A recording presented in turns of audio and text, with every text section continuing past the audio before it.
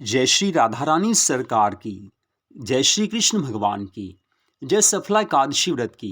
आज की इस विशेष वीडियो में हम आपको पौष मास के कृष्ण पक्ष की सफला एकादशी व्रत की कथा को सुनाने जा रहे हैं। तो सबसे पहली बात यह है कि इस वर्ष 2025 में पौष मास के कृष्ण पक्ष की सफला एकादशी का व्रत 15 दिसंबर दिन सोमवार को रखा जाएगा।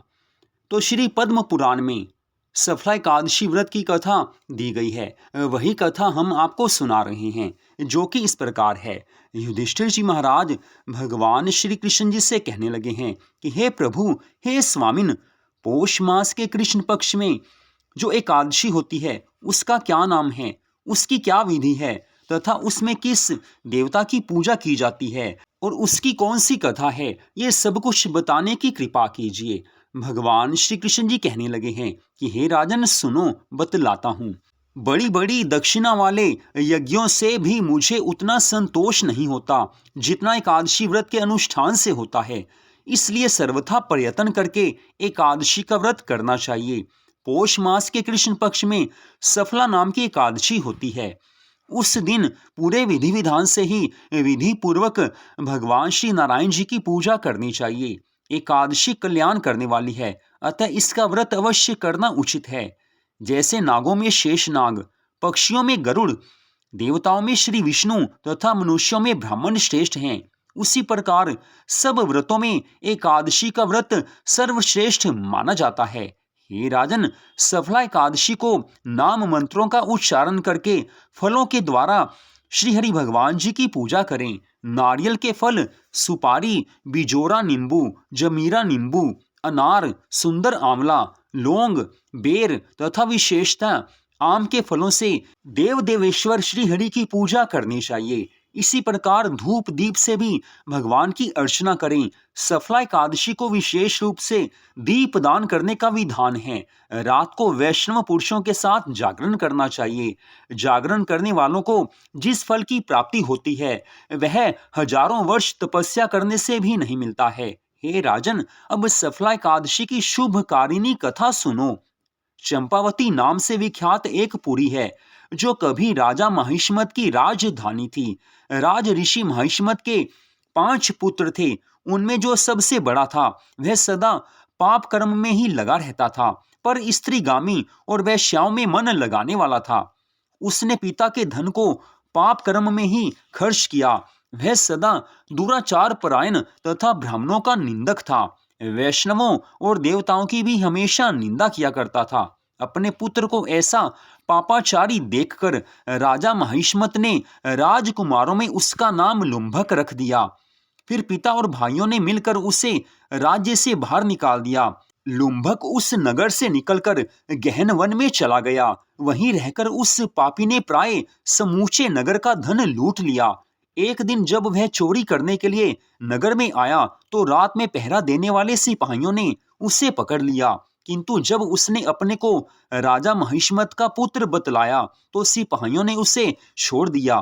फिर वह पापी वन में लौट आया तथा प्रतिदिन मांस और वृक्षों के फल खाकर जीवन निर्वाह करने लगा।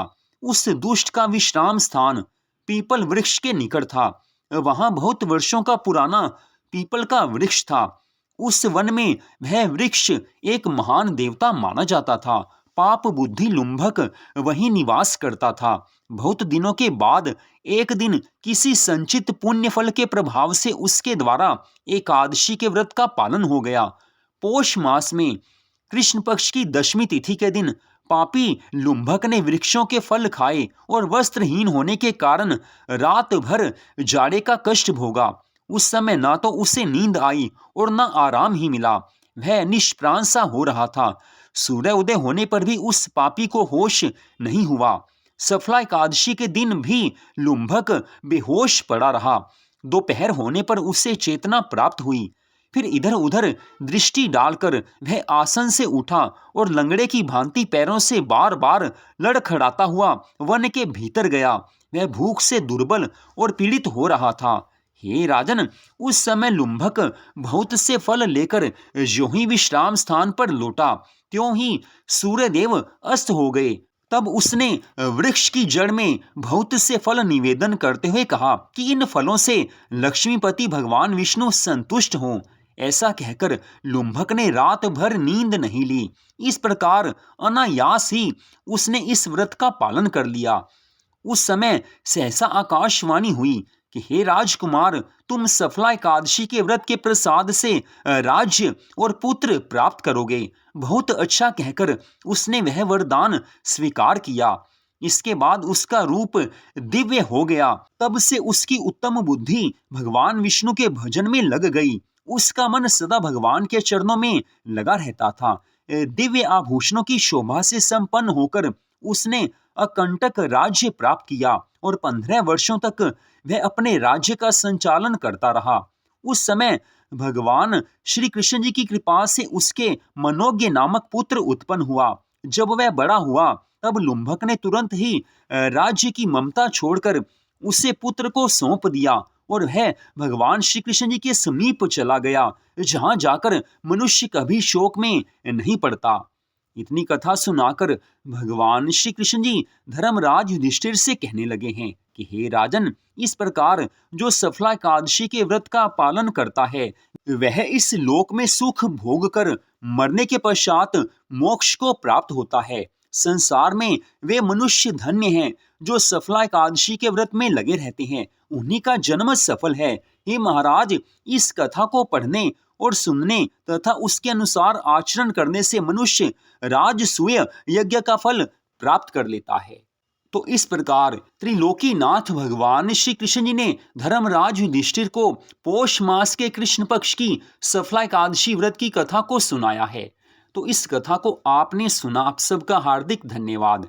जय श्री राधा रानी सरकार की, जय श्री कृष्ण भगवान की, जय सफला एकादशी व्रत की, जय सदगुरुदेव श्री बंसी वाले महाराज की। जय जय श्री राधे, जय जय श्री राधे, जय जय श्री राधे श्याम।